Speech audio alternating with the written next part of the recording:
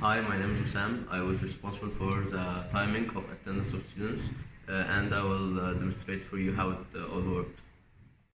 Before we talk about the logics, let's see how we represent students in our code. First, we have an ID. It's the UID for the NFC card. Then we have a name, just to make it readable by the user. Then we have a boolean called entered that saves where that we use to save when the user is in the class or is not. Then we have enter time and exit time, which saves the last time the students entered or left. If he exited the tutorial, we're just using the exit time for calculating the durance he was in, and if he entered the game, we'll make post equal 0. Okay, the duration stayed will updated whenever a student enters or leaves, whenever a student leaves the room, and at the end of the class. Okay, right now I will show you how it works in the hardware, and I will use this card, Tara's card. Let's focus here. Now Tara enters the class, but the timer of the class hadn't begun yet because the teacher didn't enter the class. When the teacher enters the class, the duration state for Tara will be calculated from this point, not from the point she entered. Well, actually, the actual start of the class.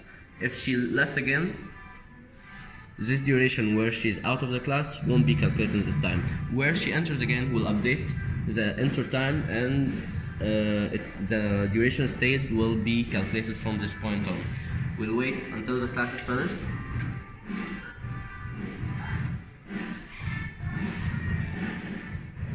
At this exact point, the duration state for Tara is not calculated anymore.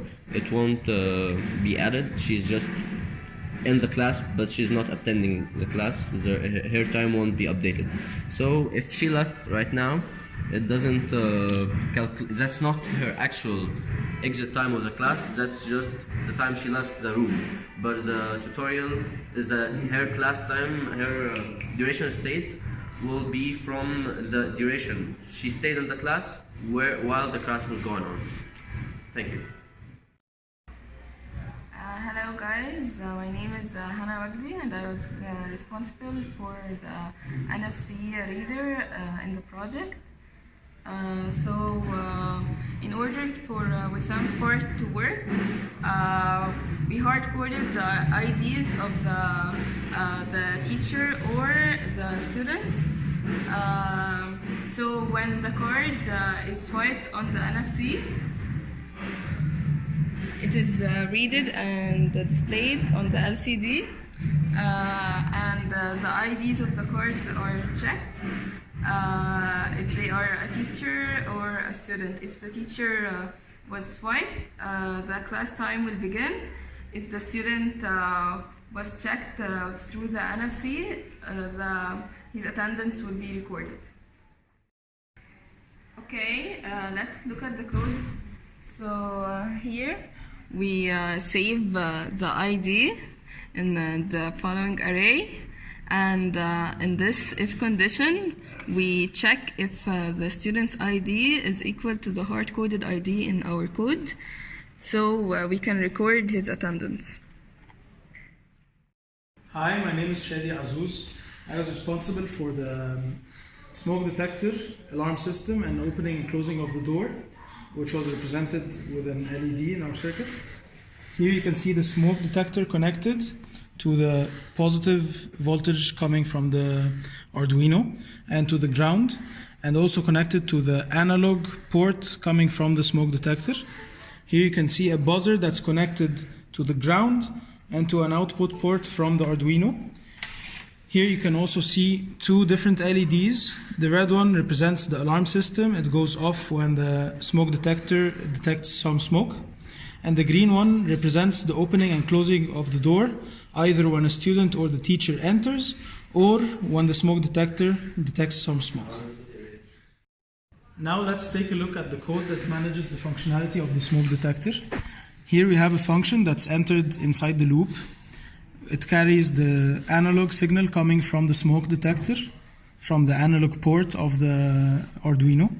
Here we compare this signal with a threshold that we hard-coded in the beginning of the code that determines when the alarm goes on according to the amount of smoke detected.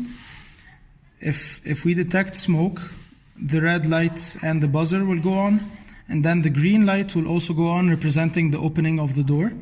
Otherwise, the red light will remain off, the buzzer will remain off, and the green light remains low, which represents not affecting the opening or the closing of the door. Hello, my name is Ahmed Yasser. I was responsible for the LCD. The LCD connections, we mostly took it from an online website, but there are some basic connections such as a ground and a voltage and a pin which is connected to the ground to maximize the contrast of colors. 4 pins for the data because we have a 16:2 LCD. The LCD is controlled through a cursor function, which has 2 arguments. The second one is the row. We choose one of the 2 rows, and the first one is the position within the row. Now let's take a look at the code. We set the timer in LCD. LCD.cursor sets the position, and then we print the duration in this position when the teacher enters, and when the teacher finishes the class, class is over is printed in the same position. Position 8 in the first row prints the count of students that either are currently in class or that gets updated when any of the students leave.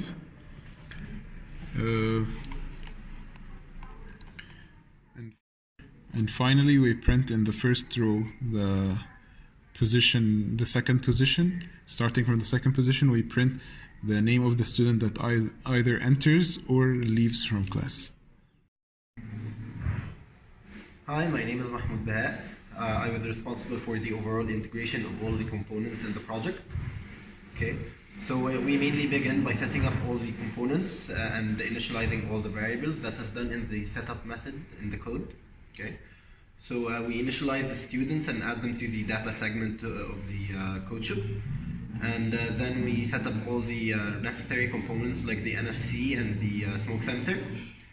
After that, we reach the main loop, and the main loop, of course, keeps repeating itself onwards, but the order of priority for the main loop is that the smoke sensor is checked first, because in case of emergency, of course, we need the emergency flare and the door to be open before checking for IDs or calculating time or anything.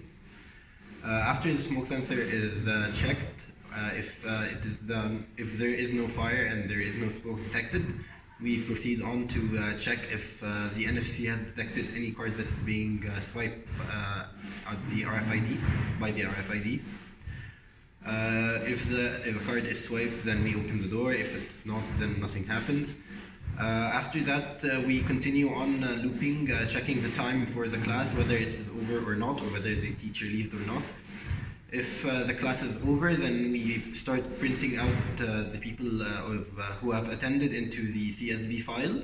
That is done using an internal program on the computer, which is connected using the serial port. The data is sent through the serial port to the computer, and then the output is put into a text file. Okay, we will show you a demonstration to the project where the teacher enters the class. After that, 2 students will enter, and one of them is going to leave the class before he stays 75% of the amount of the time required for him to have attendance.